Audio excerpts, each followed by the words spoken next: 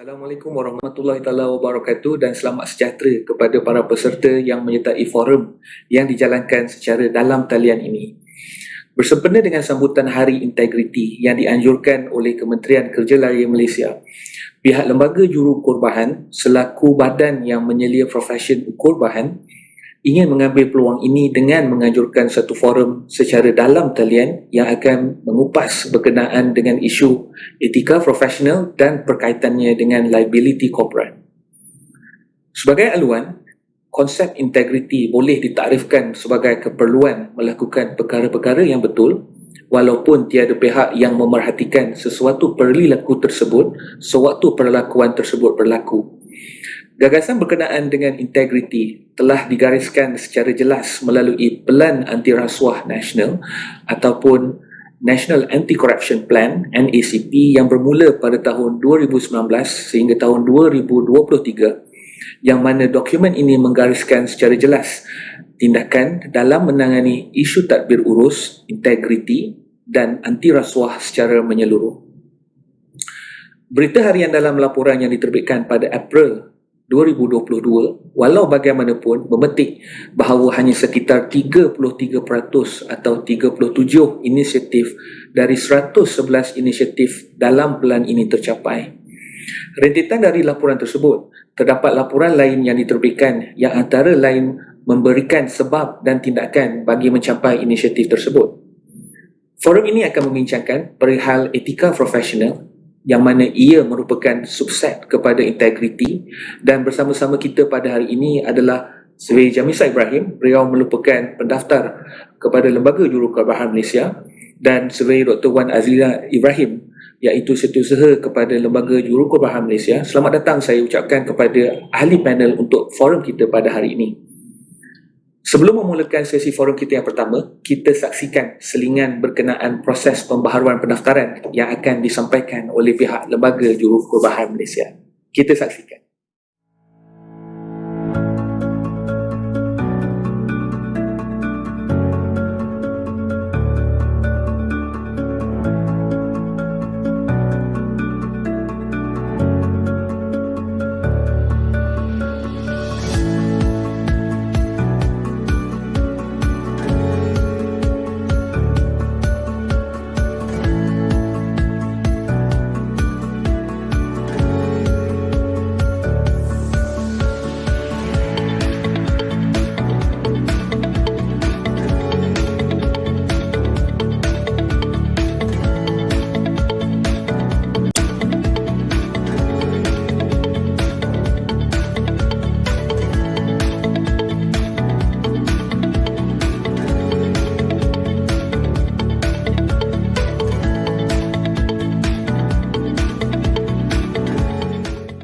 Terima kasih kerana masih bersama-sama dengan kami pada hari ini.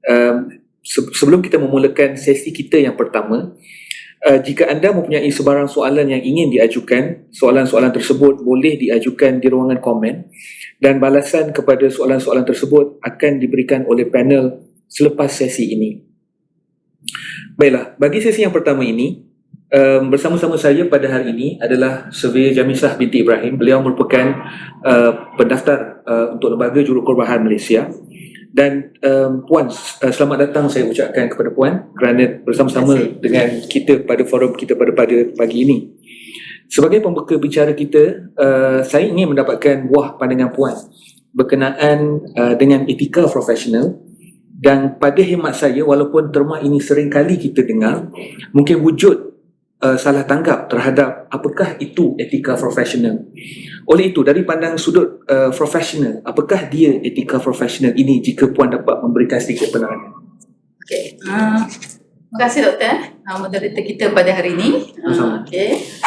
Secara umumnya lah Doktor, saya nak maklum kat sini sama ada kita kaki tangan swasta ataupun pejabat awam, semuanya adalah merupakan aset ataupun permata Baik. yang penting kepada sebuah organisasi lah dalam negara ni. Kita kena ada sifat, orang kata sifat amanah, telus, bertanggungjawab dan berkhidmat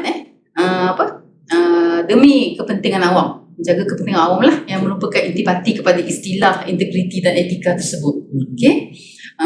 Kalau kita nak cakap integriti dan etika ni dalam pekerjaan dan organisasi, dia bukan orang kata sekadar penglibatan diri individu untuk menyediakan keperluan diri lah tapi sebaliknya tindakan baik orang kata yang dilakukan dalam kerja dan dalam masa yang sama kita semua faham lah whatever agama kita, ajaran agama kita sendiri menekankan tanggungjawab sebagai seorang manusia lah ke arah integriti.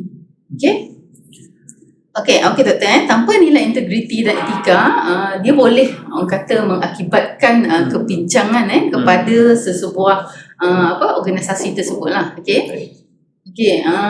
Maka sini saya nak beri penekanan lah, pemahaman terhadap integriti dan etika amat perlu dilaksanakan lah kita faham kerajaan pun telah memberi perhatian yang serius lah terhadap masalah integriti dan etika dan dengan melancarkan plan anti rasuah nasional untuk memastikan Malaysia orang kata dikenali kerana integritinya.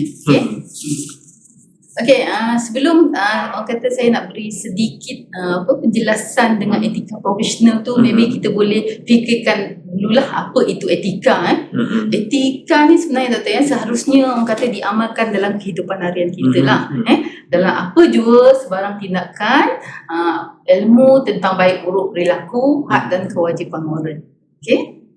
Orang kata etika sebenarnya wujud dalam diri sendiri and then dengan disiplin dan kekuatan yang empunya diri tersebut lah sebab dia datangnya daripada hati dalam keadaan ini ianya sering berkaitan dengan nilai nilai yang mana diletakkan sebagai landasan atau dasar sebarang pertimbangan tingkah laku sesuatu pekerjaan tersebut. Dalam keadaan ini kita kena relatekan 3 perkara lah satu profession, 2 professional dan 3 professionalism.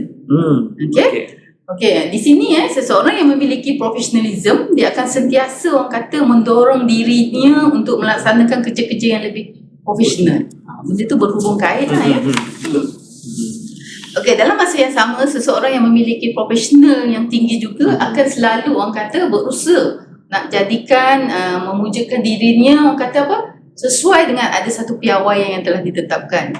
Dia cuba orang kata berlaku ideal lah dalam dalam satu peringkat perilaku yang dipandang orang kata paling sempurna lah, lebih kurang macam tu yang boleh dijadikan sebagai rujukan. Professionalism juga yang tinggi ni orang kata ada satu macam keinginan untuk meningkatkan image profession.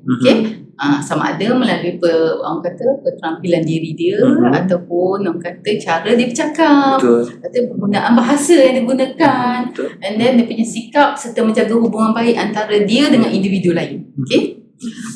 Menyentuh mengenai kod etika profesional doktor. Orang kata dia lebih kepada satu alat kawalan lah etika profesional ni. Selalunya orang kata digunakan sebagai satu panduan dalam menstabilkan diri ke arah yang lebih beretika. And then dalam masa yang sama juga yang keduanya ia merupakan orang kata satu piawaian yang memberi manfaat lah kepada ahli profesional itu sendiri ataupun orang awam sebab bos parti lah maksudnya. Yang ketiganya memberi gambaran kepada semua pihak tentang image yang positif terhadap profesion kerana ahli tersebut sendiri terikat dengan etika yang tinggi. Kalau kita simpulkan kat sini lah orang kata orang kata dia macam satu sistem lah, sistem norma ataupun aturan yang ditulis secara jelas, tegas serta terperinci maksudnya apa yang baik, apa yang tak baik, apa yang benar, apa yang tak benar and then dalam masa yang sama perbuatan pun kita kena tengok sama ada boleh atau tidak boleh dilakukan oleh seorang profesional lah. Jadi terima kasih Puan atas jawapan dan penerangan berkenaan dengan etika profesional sebentar tadi. Saya amat tertarik dengan penerangan Puan berkenaan apakah maksud sebenar etika profesional tersebut, yang pada pendapat saya jika sesuatu ahli profesional betul-betul serius dalam menganggotai sesuatu profession tersebut, kemungkinan kurang wujud salah tanggap terhadap etika profesional tersebut. Walau bagaimanapun Puan, saya masih tertanya-tanya mengapa masih lagi wujud salah tanggap ini, dan jika wujud salah tanggap yang sedemikian, jika Puan dapat berikan penerangan, apakah dia sebenarnya risiko jika ianya berterusan, lebih-lebih lagi dalam praktis profession hukuman kita? Okey doktor.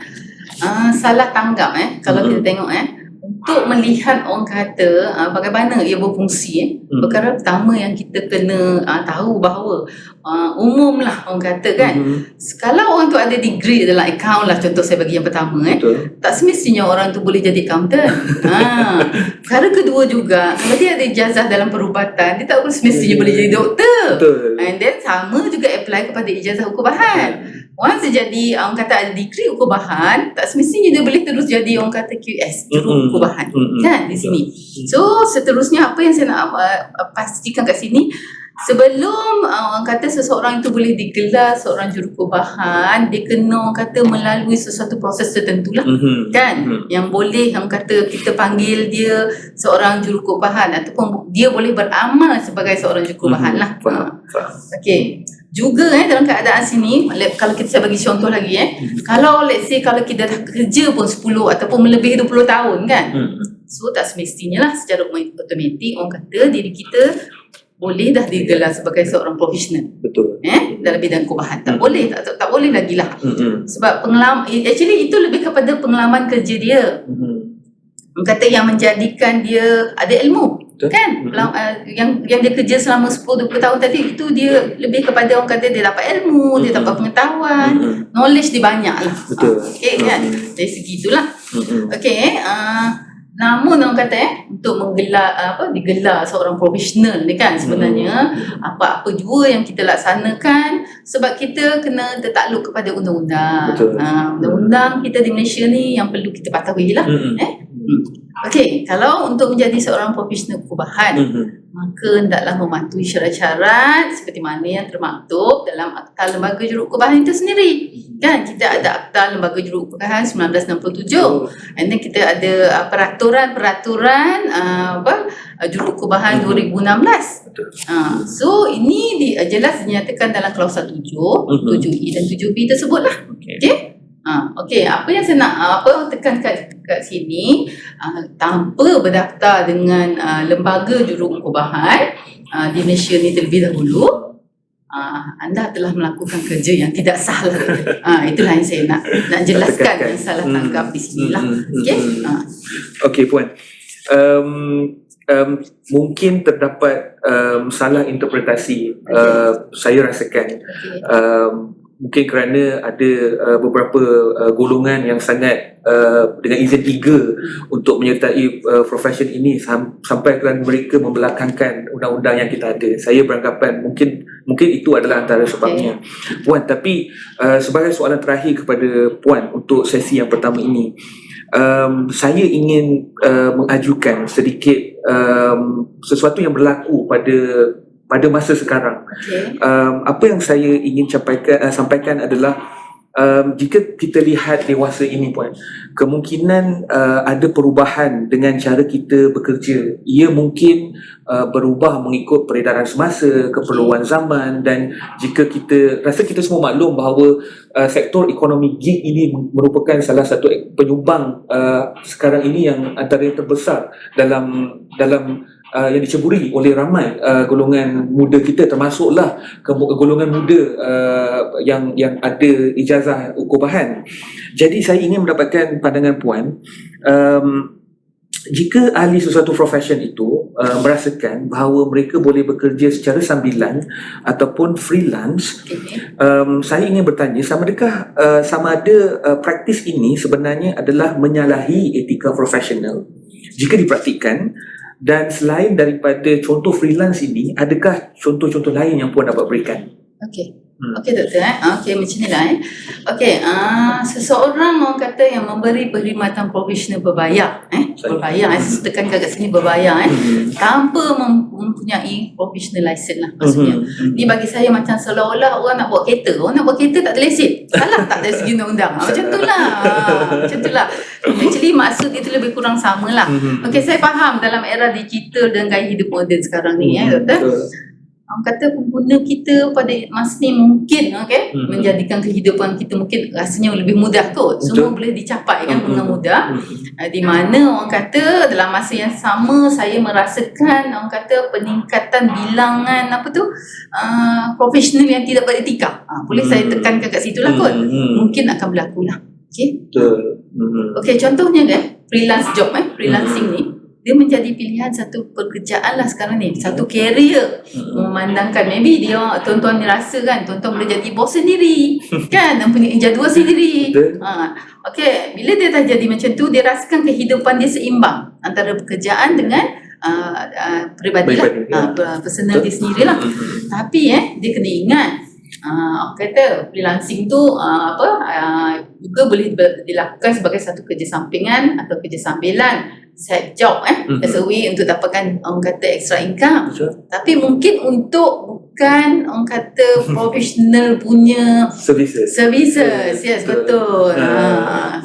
Okay, so jelas dalam Akta Jurukubahan Seksyen 7 1C3 tu kan, dia dah menyatakan bahawa larangan bagi seseorang yang tidak berdaftar untuk praktis bagi melaksanakan perniagaan atau mengutip fee, charge, imbuhan ataupun sebarang consideration lah. Any form of consideration yang orang kata dalam memberi nasihat sama ada dari segi kontrak ataupun perkhidmatan yang diberikan, orang kata kecuali seseorang itu telah mendapat permit tu untuk melaksanakan praktis sebagai praktis jurukubahan lah ataupun orang panggil consulting quantity surveying practice, CQSP lah, yang selalu kita cakap yang diluluskan oleh board sendiri di bawah Seksyen 7A dan 7B tersebut.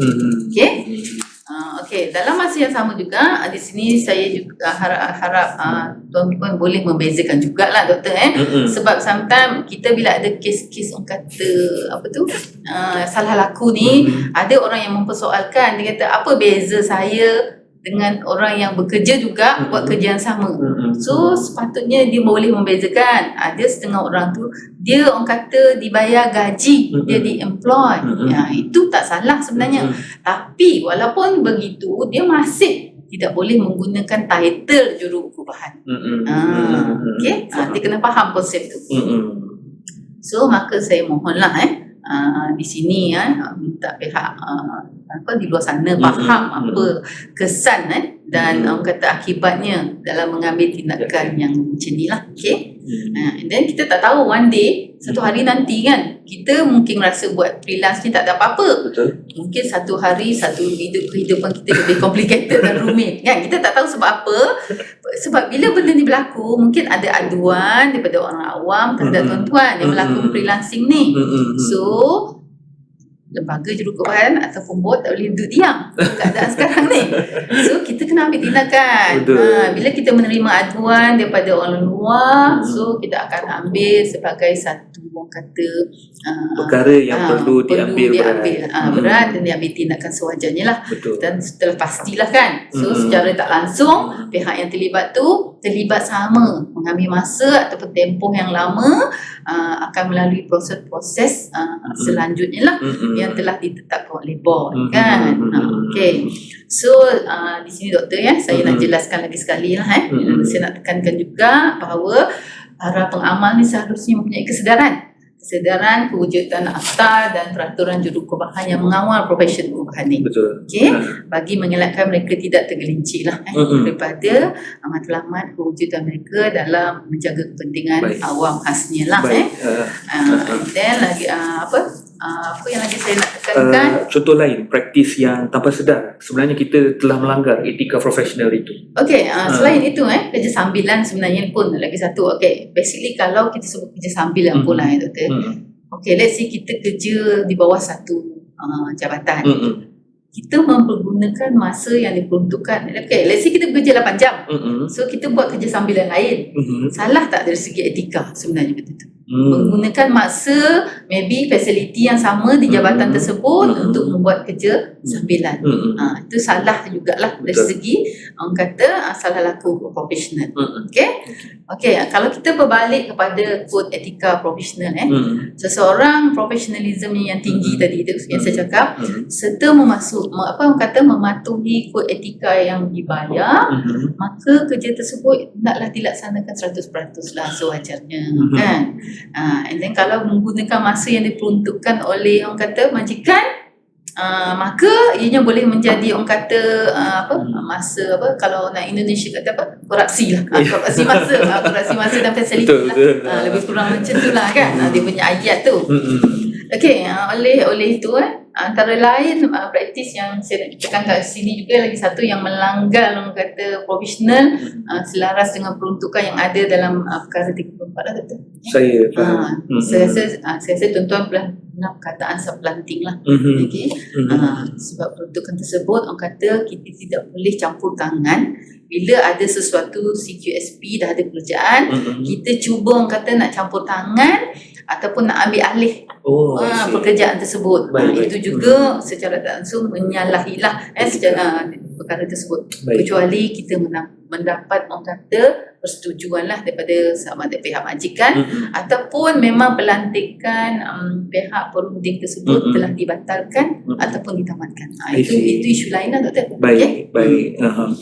Okey, lagi satu doktor saya nak tekankan kat sini. Baik, boleh buat. Okey, kalau saya boleh cakap lah kita tak boleh pakai dua topi itu satu projek. Okey, maksudnya macam ni lah dia nak jadi orang kata wakil kepada majikan, dia nak jadi wakil juga kepada pihak kontraktor lah misalnya. Betul. So mungkin ada kat situ orang kata isu interest, conflict of interest lah. Betul. So benda-benda ni sepatutnya diadakan lah. Betul. So dia akan melibatkan secara tak langsung berkaitan dengan orang kata lebih kepada isu kejujuran lah, kejujuran yang boleh membawa keburukan kepada reputasi profesi tersebut. Baik. Puan, saya rasa banyak penerangan yang telah Puan berikan sebentar tadi bermula daripada apakah dia itu etika profesional, dan kita telah mendengar penerangan yang saya rasa amat jelas daripada Puan sendiri berkenaan dengan apakah itu maksud sebenar takrifan kepada etika profesional. Kemudian saya juga tadi Puan juga telah menyentuh berkenaan dengan mengapa wujud salah tanggap dan apakah kesan jika salah tanggap ini berterusan.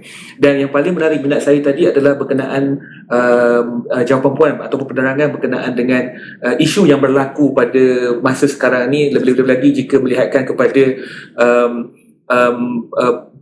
wujudnya praktis secara freelance dan juga supplanting yang Puan cakap tadi yang secara terang menyalahi kod etika profesional pengupahan itu sendiri. Jadi sekali lagi saya ingin mengucapkan terima kasih kepada Surveyor Jamisa Ibrahim, pendaftar kepada Lembaga Jurukabahan Malaysia. Dan sebelum kita menyebut ahli panel kita yang kedua, mari kita saksikan dahulu selingan pendek ini berkaitan dengan laluan bagi tujuan pendaftaran dengan Lembaga Jurukabahan Malaysia. Kita saksikan.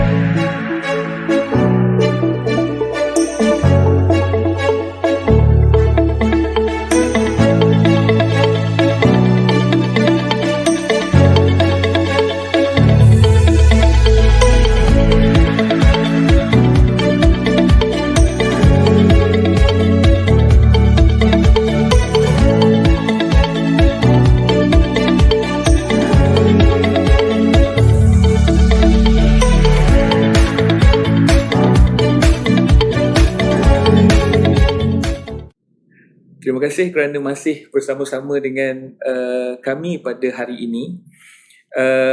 Sebentar tadi kita telah mendengar penerangan yang jelas daripada panel kita yang pertama, ahli panel kita yang pertama, iaitu Surveyor Jamisa Ibrahim, berkenaan dengan etika profesional, dan kemudiannya beliau juga ada menyentuh berkenaan dengan salah tanggap dan juga praktis-praktis yang dilakukan pada hari ini yang mungkin menyalahi kod etika profesional dalam profession ukur bahan itu sendiri. Diharapkan kita semua dapat mengambil maklum daripada apa yang disampaikan oleh panel kita yang pertama tadi untuk kita melakukan sedikit muhasabah terhadap perilaku yang kita telah lakukan sekarang. Baiklah, sekali lagi ingin saya nyatakan di sini, jika sewaktu sesi ini berlangsung dan anda mempunyai sebarang soalan yang ingin diajukan, soalan-soalan tersebut boleh diajukan di dalam ruangan komen, dan sekali lagi ingin saya nyatakan bahawa balasan kepada soalan-soalan tersebut akan diberikan oleh panel selepas sesi ini berlangsung. Baiklah. Untuk memasuki sesi kita yang kedua pada hari ini, ingin saya memperkenalkan ahli panel kita yang kedua, iaitu Surveyor Dr. Wan Azlan Ibrahim. Beliau merupakan setiausaha kepada Lembaga Jurukur Bahan. Selamat datang, Doktor. Terima kasih kerana hadir ke forum kita pada pagi ini. Baiklah, Doktor. Sebentar tadi Puan Jamisa Ibrahim telah memberikan penerangan yang amat jelas berkenaan dengan etika profesional itu sendiri. Jadi pada sesi yang kedua ini kita ingin melanjutkan kepada satu lagi terma yang selalu kita dengar, iaitu liability corporate. Jadi kita faham bahawa etika profesional itu jika kita fahami secara teliti bahawa wujudnya ia bermula dalam konteks individu, tetapi dalam konteks organisasi, bagaimana hal berkenaan etika ini boleh melangkau atau ia boleh transcend kepada sesebuah organisasi.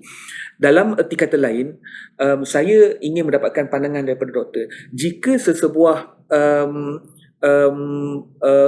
jika seseorang individu tersebut melakukan sesuatu kesalahan, adakah organisasi itu boleh dianggap sebagai bertanggungjawab juga ke atas perilaku yang dilakukan oleh individu yang menganggotai organisasi tersebut? Terima kasih, Doktor. Assalamualaikum warahmatullahi wabarakatuh. Waalaikumsalam. Itu secara umumnya seperti apa yang kita tengok sebentar tadi daripada Puan Jamisa punya penerangan. Kita faham bahawa kod kelakuan profesional ni ataupun dengan izin Code of Professional Conduct ni telah menggariskan secara terperinci apa bentuk etika dan kelakuan seorang jurubahan yang perlu, jurubahan berdaftar dengan lembaga yang perlu dipatuhi lah. Jadi kalau kita rujuk perkara 25 kod tersebut, dia kod ni dia terpakai bukan saja kepada seorang individu yang dilantik ataupun berdaftar sebagai jurubahan. Ia juga perlu dipatuhi oleh firma-firma ukubahan yang berdaftar dengan lembaga dan juga memberikan khidmat ukubahan. Jadi kita, mungkin Puan Jamisa ada terangkan tadi pasal akta jurukubahan. Jadi kita ni satu profession yang wujud dan dilingkupi dan ditangani secara profesionalnya oleh satu akta. Okey. Kalau kita rujuk kepada kod etika ni, kita tengok satu entiti tu bila dia berdaftar dengan lembaga, maka wujud keperluan untuk dia mematuhi kod professional conduct tu sendiri atau secara individu ataupun secara firma. Dan sekiranya ada aduan, ini saya macam recap balik apa yang Puan Jamisa cakap tadi, kita ada jawatankuasa siasatan, dan sekiranya wujud satu pertuduhan yang secara prima facie kita boleh boleh salurkan kepada lembaga, jadi tindakan selanjutnya akan diambil oleh jawatankuasa disiplin. Okey. Jadi kalau ikut daripada pendaftaran dengan pendaftaran secara dengan lembaga ni, maksudnya keseluruhan kalau kita buat salah, kitalah yang tanggung. Macam siapa yang makan cili, dia lah rasa pedasnya, kan. Jadi bagi menjawab isu pelangkauan kesalahan yang yang doktor cakap tadi, ini adalah membabitkan dengan penguatkuasaan satu section, iaitu section 17A di dalam yang merupakan pindaan kepada Akta Suruhanjaya Pencegahan Rasuah di Malaysia atau SPRM 2009. Jadi penguatkuasaan section 17A ni dilaksanakan bersama beberapa pindaan-pindaan lain lah yang diwartakan melalui Akta 1567 pada 4 Mei 2018. Okey. Jadi secara generalnya Akta 17A ni telah meletakkan beban untuk mencegah rasuah ke atas organisasi. Sesebuah contohnya sebuah firma, Betul. semua dia more tu organisasi komersial lah. Baik. Sekiranya pekerja ataupun orang-orang yang di dalamnya melakukan rasuah untuk kepentingan organisasi tersebut, yang bertanggungjawab adalah firma ataupun badan komersial tersebut. Oh, I see. Okey. Yeah. Jadi kita boleh simpulkan kepada isu etika ni adalah melangkau kepada organisasi bila kesalahan rasuah dilakukan di bawah Section 17A. Dan kita boleh ingat pada masa yang sama, rasuah juga adalah melanggar kod kelakuan etika profesional yang berdaftar dengan lembaga. Baik. Jadi kalau mungkin juga di bawah Section 17A ni dia merangkumi juga dengan Suruhanjaya Syarikat Malaysia. Jadi apabila dibuktikan ataupun disabitkan kesalahan sebagai satu jenayah rasuah, banyak perkara konsekuensi yang akan dihadapi oleh organisasi tersebut. Betul. Yang tu yang kita katakan sebagai liability corporate. Oh, okey. Jadi secara generalnya 17A ni jelas menyatakan bahawa kalau sesebuah organisasi komersial tu melakukan kesalahan dan sekiranya mana individu yang mempunyai hubungan kait dengan organisasi itu melakukan perbuatan menawar, menjanjikan atau memberikan suapan hadiah, itu adalah takrifan rasuah ataupun suapan lah. Dalam arti kata lain, rasuah tu diberi bertujuan untuk memperoleh atau mengekalkan perniagaan tu bagi mengekalkan faedah untuk menjalankan perniagaan. Jadi dan sekiranya rasuah itu dilakukan oleh pengarah, pengawal ataupun pegawai, ataupun sekutu atau mana-mana orang yang menguruskan organisasi tersebut, kita akan katakan bahawa dia berkait dan menjadikan organisasi itu terlibat dalam pemberian rasuah tersebut. Ataupun libel. Yes. Libel dengan apa? izin. Dengan izin. Jadi maksudnya selama ni kalau kita tengok akta sebelum pindaan ni, kalau pekerja tu melakukan kesalahan, hanya dia je yang kena. Betul. Jadi kita biasanya dengan izin dapat the small fish. The biggest fish yang kat atas tu kita tak boleh nak determine. Jadi bila ada macam ni, dia bagi rasuah tu untuk kepentingan syarikat tu, automatically organisasi tersebut akan part of it akan bertanggungjawab lah. Okay? Kalau ikut dalam takrifan Section 17A dalam kurungan 8 akta tersebut, mana-mana organisasi yang boleh diletakkan dalam boleh bertanggungjawab dalam Section 17A ni adalah yang mana diperbadarkan di bawah Akta Syarikat 2016, perniagaan yang ditubuhkan di bawah Akta Perkongsian 1961, dan perniagaan yang ditubuhkan di bawah Akta Perkongsian Liability Terhad 2012. Dan syarikat ni dia menjalankan perniagaan tu, dia berdaftar di sini, tapi dia boleh sama ada dia menjalankan perniagaan di luar negara ataupun dalam negara, semua termasuk dalam lingkupan Section 17 definisi section tersebut. Betul. Justru firma-firma ukur bahan yang ditubuhkan ni, kita selaras dengan akta tersebut, memang kita tak terkecuali lah. Memang firma kita kena berdaftar dengan SSM. Betul. First and foremost, sebelum berdaftar dengan board. Jadi tak ada pengecualian untuk firma-firma kita. Jadi kita perlu terang dan jelas pasal liability corporate ni. Baik. Doktor, terima kasih. Saya rasa amat jelas tadi cara perkaitan antara etika profesional tersebut yang pada asalnya saya fahami sebagai satu subset kepada integriti. Dan pada selepas penerangan yang diberikan oleh doktor sebentar tadi tu, saya dapat lihat bahawa sebenarnya perkara ini boleh melangkau lagi kepada satu perkara lain yang kita namakan sebagai liability corporate. Tapi doktor, mungkin kita faham ada perkaitan antara etika profesional dan juga liability corporate itu sendiri. Tetapi pada pendapat doktor sendirilah, adakah wujud kesedaran terhadap liability corporate itu sekarang? Kalau ikut kita rujuk balik pada apa yang saya buat lumrahkan tadi, dia diwartakan pada tahun 2018. Tapi dia dikuasakan bermula pada 2022. Betul. Jadi kalau kita tengok di situ dah ada grace period 2 tahun. Kerajaan bagi supaya semua organisasi komersial ni boleh mengambil tindakan. Boleh memahami, boleh melaksanakan apa-apa yang perlu. Betul. Selaras dengan keperluan untuk Akta 17A ni. Jadi secara mudahnya apa yang kita nampak pada liability corporate ni adalah saya bagi contoh lah. Kamel ni contohnya seorang nama Kamel lah. Jadi mana-mana Kamel tu jangan terasa lah. Okay? Dia adalah seorang pegawai perhubungan awam di syarikat pembentungan Sdn Bhd. Jadi Kamel ni dia bukan syarikat sebenar lah ni. Bukan syarikat sebenar. Okay. Tak suka tak ABC, EFG tu payah sangat Okey, Kamel ni dia kerja dengan syarikat pembentungan ni, Sdn Bhd. Jadi dia beri rasuah kepada pengarah syarikat Parit Sdn Bhd. Okey, untuk mendapatkan kontrak pembersihan dan pembentungan di syarikat tu. Okey. Jadi tindakan Kamel yang buat tu boleh menyebabkan syarikat pembentungan Sdn Bhd dan pengurusan syarikat didakwa di bawah Seksyen 17A tu.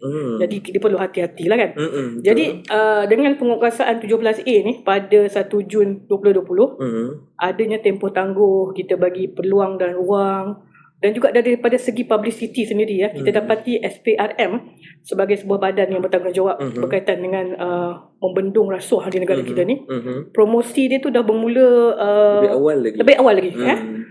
Bila sebaik saja dah diluluskan oleh Parlimen pada 5 April 2018, dah start the ongoing process of introducing dengan izin memperkenalkan Seksyen 17 ini kepada semua. Jadi ada seminar, SPRM ni dia ada satu pusat yang dinamakan Pusat Anti Rasuah dan Pematuhan Korporat yang telah bermula Oktober 2018 lagi. Dia melaksanakan beberapa siri seminar dan susulan-susulan selepas itu yang dihadiri oleh pelbagai organisasi komersial untuk lebih kita faham apa itu Seksyen 17A dan kesan yang dibawa oleh Seksyen itu sekiranya disabitkan kesalahan. Dan juga at the same time SPRM juga memberi peluang dan ruang berkaitan langkah pencegahan yang perlu diambil oleh organisasi komersial sebagai majikan untuk melindungi daripada rasuah yang telah ditekankan dalam seminar-seminar sebelum ni lah. Jadi kalau kita take into, kita imbas kembali tahun lalu juga, Kementerian Kerja Raya sendiri sebagai sebuah kita punya payung lembaga di bawah ni pernah mengadakan satu seminar untuk Hari Integriti juga, itu pengenalan Seksyen 17A kepada dikhusus hanya kepada kontraktor penyelenggaraan pada tahun 2021 dah dibuat dah. Jadi sebenarnya Akta 17A ni selain daripada memberi penerangan berkaitan siapa yang bertanggungjawab, apa syarikat yang terlibat, dia juga memberi satu macam kalau kita cakap dengan izin escape clause lah for the commercial organisation tu untuk melindungi mereka. Dia dalam 17A section 17A dalam kurungan 5 Akta ni telah memberi kuasa untuk menteri yang berkenaan mengadakan satu garis panduan. Garis panduan untuk bagaimana syarikat ataupun organisasi komersial ni melindungi diri dia orang daripada sekiranya pekerja dia melakukan rasuah. Jadi untuk mengelak sebenarnya it's just dia adalah sebagai satu langkah pencegahan di peringkat awal. Garis panduan ni macam saya cakap tadi adalah selaras dengan Seksyen 17.5. Jadi dia telah dilancarkan oleh Yang Hormat Perdana Menteri kita semasa tu, Tun Dr. Mahathir Mohamad. Dan prinsip asas bagi garis panduan yang ditekankan oleh SPRM dan juga untuk membantu organisasi komersial ni adalah trust. Akronim dia trust, TRUST.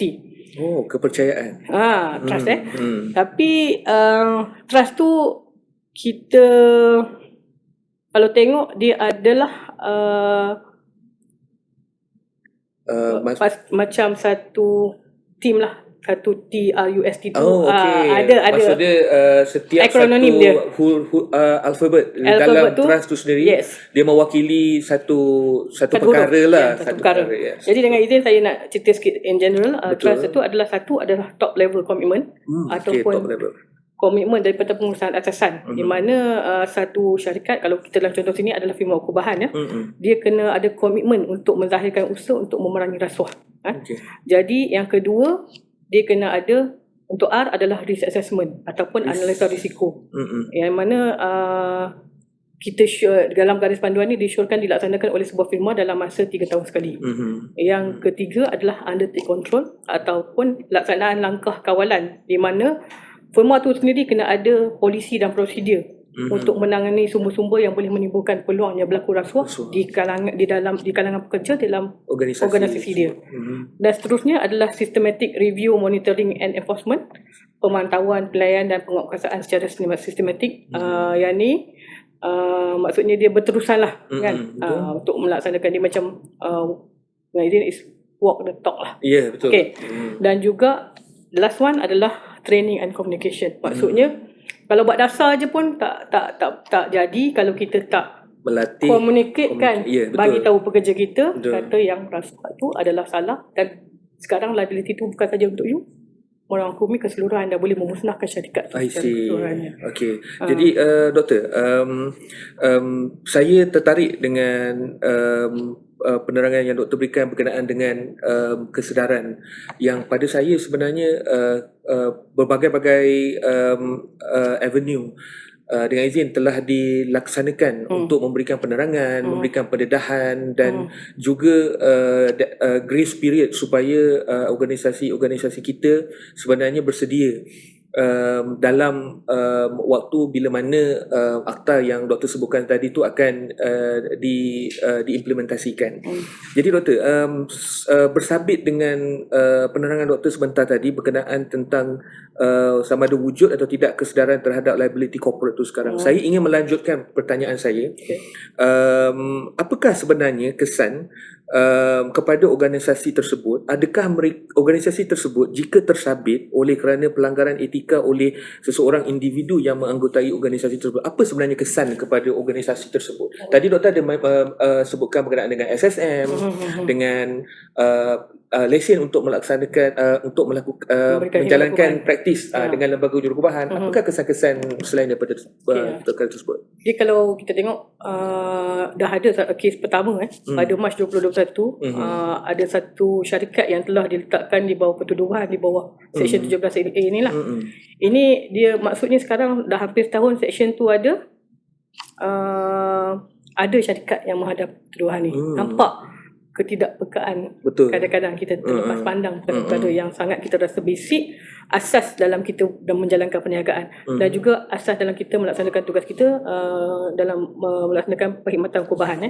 Jadi kalau kita tengok dalam akta tu sendiri, kalau 17A2, organisasi komersial yang dah disabitkan kesalahan rasuah ni akan didenda tidak kurang daripada 10 kali nilai suapan, kalau boleh determine lah, atau RM1 juta, yang mana lebih tinggi maksudnya the maximum is 1 million. Okay?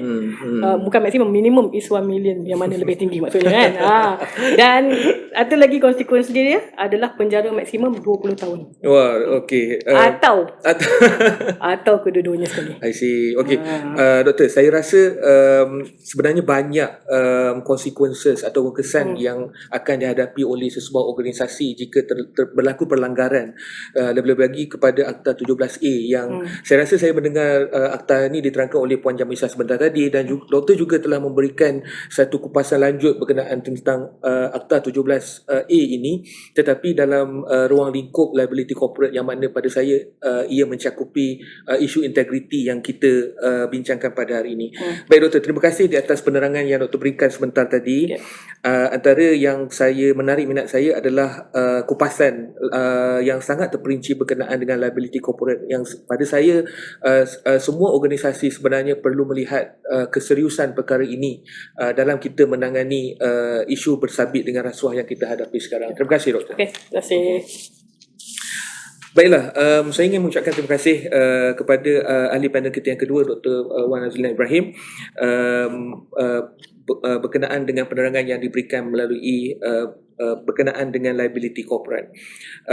Terima kasih saya ucapkan kepada para peserta webinar atas dalam talian kita pada hari ini, dan kita akan bertemu sebentar lagi dalam sesi penutup bagi webinar ini. Sekian.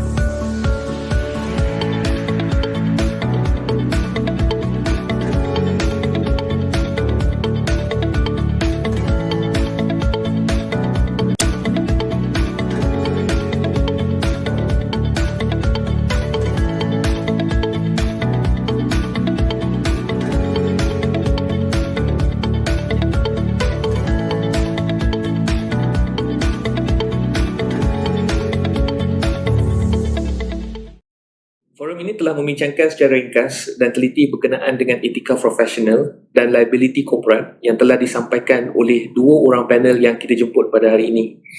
Diharapkan penerangan tersebut telah memberikan sedikit pencerahan, lebih-lebih lagi pada peringkat individu yang menganggotai badan profesional. Saya ingin mengucapkan terima kasih kepada anda yang menyertai forum ini pada hari ini, dan sekali lagi jika tuan dan puan mempunyai komen serta pandangan yang ingin dibincangkan dan mungkin memerlukan ulasan lanjut oleh panel yang kita jemput pada hari ini, bolehlah meninggalkan ruangan pertanyaan tersebut di ruangan komen bagi pihak lembaga meneliti dan memberikan maklum balas. Baiklah, sebelum kita akhiri webinar dalam talian kita pada hari ini, saya ingin menyatakan satu pemakluman, iaitu berkenaan dengan webinar etika profesional yang akan melibatkan Lembaga Jurukubahan Malaysia, Lembaga Arkitek Malaysia dan Lembaga Jurutera Malaysia, yang mana webinar ini akan dijalankan secara dalam talian melalui laman Facebook Lembaga Jurukubahan Malaysia, iaitu pada 8 hari bulan November 2022, iaitu pada jam 2.30 petang. Saya akhiri webinar kita pada hari ini dengan ucapan terima kasih dan semoga kita dapat berjumpa lagi pada webinar kita yang akan datang. Sekian.